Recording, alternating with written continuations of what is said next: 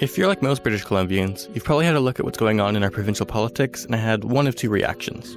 One, I just don't even care anymore. I don't even care. Or two, what the f*** is going on?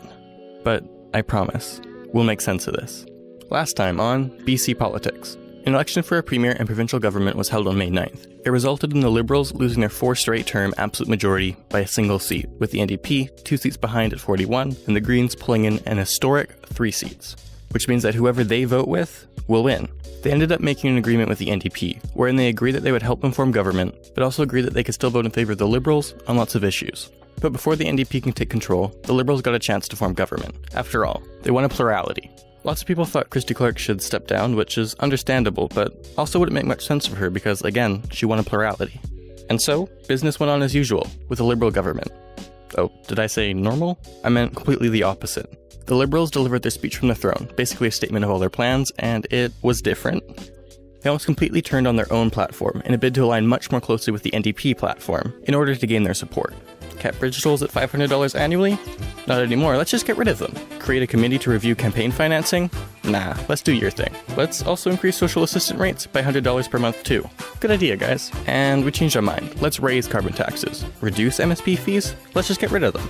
This results in a couple of things. First, what about the 50% of voters who actually voted for the Liberal policies? I mean, we all understand that if who you voted for doesn't win, then what you voted for doesn't happen. But if the Liberals decide to do the NDP plan, what happens to all the Liberal voters? The party just can't be trusted anymore. The second effect is that this spreads to the other parties as well. Can the NDPs and Greens really say that they stand for what they stand for if they'll vote it down just because it doesn't come from themselves? Well, they think so. They readily voted down a Liberal bill that would reform campaign financing, which they both heavily supported before. Even more shocking, they voted down a bill that would give the Green Party official party status, one of the few must-haves for the Greens when they were debating which party to support. More important than that to the Greens, I think, is their signed agreement with the NDP. They refuse to vote in favour of a government whose confidence hasn't been tested. And so now, they wait to test the confidence of the House, when the Liberal speech from the throne will be voted on. As I'm writing this, the vote hasn't happened yet, but it happens very soon, and most likely, it's gonna fail. So let's talk about what happens after the Liberals lose the confidence of the House. So scenario 1, the Lieutenant Governor could call another election, or 2, allow the NDP, with support from the Greens, to form government. But it is questionable whether or not they are actually in a position to form a stable government, and if that's even what people want. At first glance, this seems simple. 44 is a majority, 43 is not. But once the NDP appoints a speaker, they're locked in a stalemate at 43-43. And before a bill even gets to the final yes or no votes, which would end in these 43-43 ties, the bill gets examined in detail and is debated and revised. This process is referred to as the Committee of the Whole. During this process, the speaker leaves, and a deputy speaker takes their role over the debate. This would result in an NDP Green minority at 43-42. Certainly not a stable government. But there is a workaround for this. For issues that are contentious, and seeing as almost every vote would end in a tie, they certainly would be contentious, the debate is often shifted to a smaller committee, referred to as the Little House. Here, the NDP would form a majority, and so they could still allow for debates and some reforms, but still be able to push through their bills to the end. This would result in a much more stable NDP government. It's not a perfect solution though. The final vote would still happen in the Legislative Assembly, with a 43-43 tie.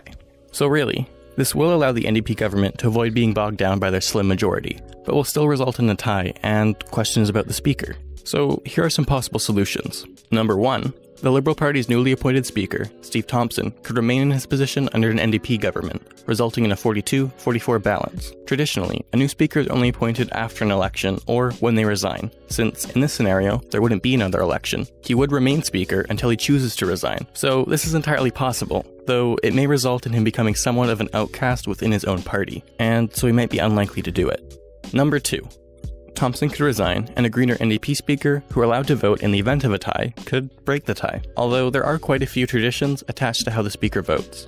They're supposed to be impartial, so it may be frowned upon if they always side with their party. They're also expected, though not required, to uphold the status quo in the event of a tie, so if a majority can't make a decision, then the speaker would vote the bill down. At the same time, though, in bills of confidence, if the speaker voted against the NDP, then the government would lose the confidence of the House, and another election would have to be called. So in general, tradition says to support the NDP in bills of confidence, while supporting the opposition in the likely event of ties on most other issues. That's the tradition anyway. But most importantly, these are guidelines, and first and foremost, the speaker is entitled to vote on their own intuition.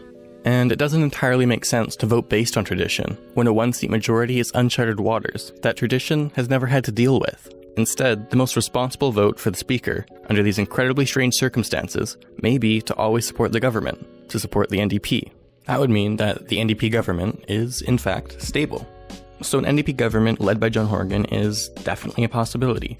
We'll just have to wait to see if the Lieutenant Governor decides to call an election, or allow the NDP to have a shot at it, which she most likely will. If I had to bet money on it, then I'd say that there probably won't be one. At least not until after the municipal elections in fall of 2018. So most likely next election, at earliest, I think, if it's not called in July, would be spring of 2019. But again, we'll still have to wait and see. Thanks for watching.